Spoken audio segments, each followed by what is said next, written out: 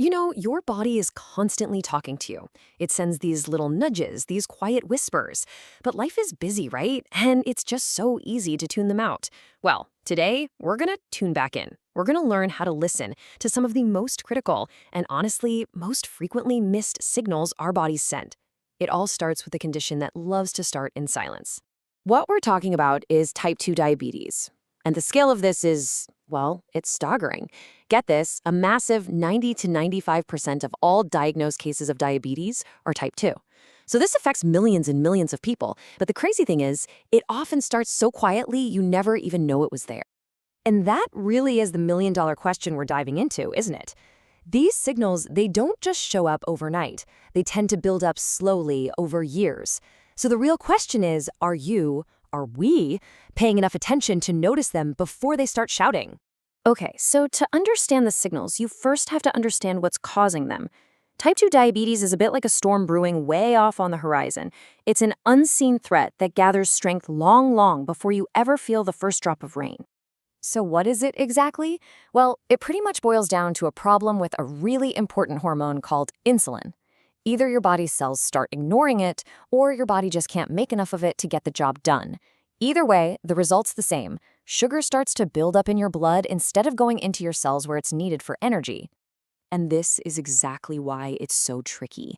There's a reason they call it the silent killer. Its symptoms are just so gradual. You might feel a little more tired, maybe a bit thirstier than usual, but who doesn't just blame that on stress, a busy week, or, just getting older?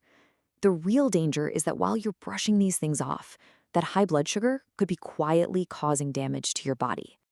So, how does this silent threat finally start to make some noise? Okay, let's decode the signals and try to think of these not as scary symptoms, but as messages, clear messages from your body that it needs some attention. We're going to break them down into three main groups. First up, we've got the classic trio. These are all tied to your body's energy and fluid levels.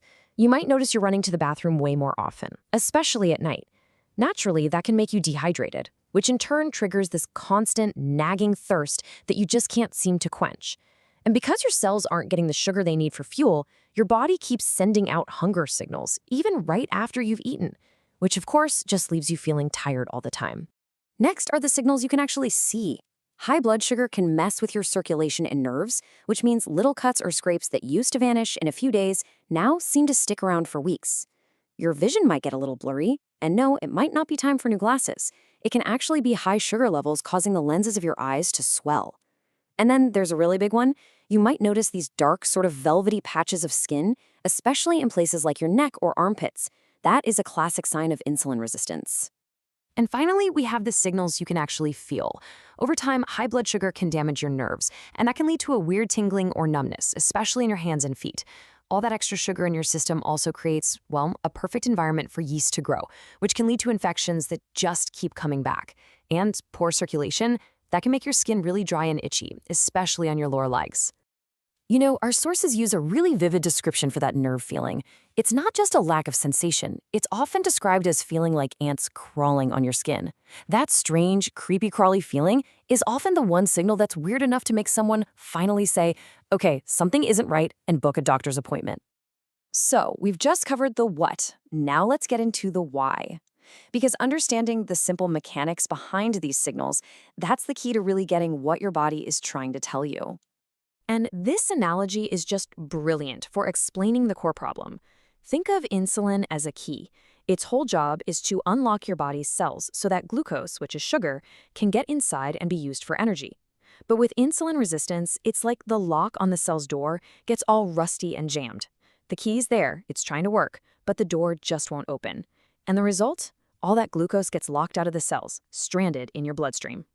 And that big traffic jam of sugar in your blood, it has a technical name, hyperglycemia.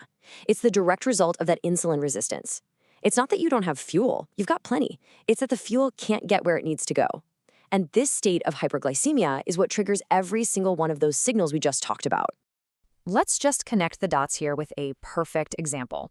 That constant thirst and all those bathroom trips, it's not random. It's a direct chain reaction. First, your blood sugar gets too high. So your kidneys kick into overdrive trying to filter out all that extra sugar. To do that, they have to pull tons of water from your body, which, surprise, leads to more urination. And all of that fluid loss makes you dehydrated, which sends a powerful signal to your brain. Drink something now. See? It's a perfect biological domino effect. So, recognizing the signals and understanding the why, that's really empowering. But, knowledge is only powerful if it leads to action. So, in this last section, let's talk about the right way to respond if you think your body might be speaking up. Now, this is probably the most important point of all. The purpose here is awareness, not alarm. Recognizing these signs is not for you to panic and self-diagnose. It's about giving you the information you need to start a smart conversation with your doctor. That's it.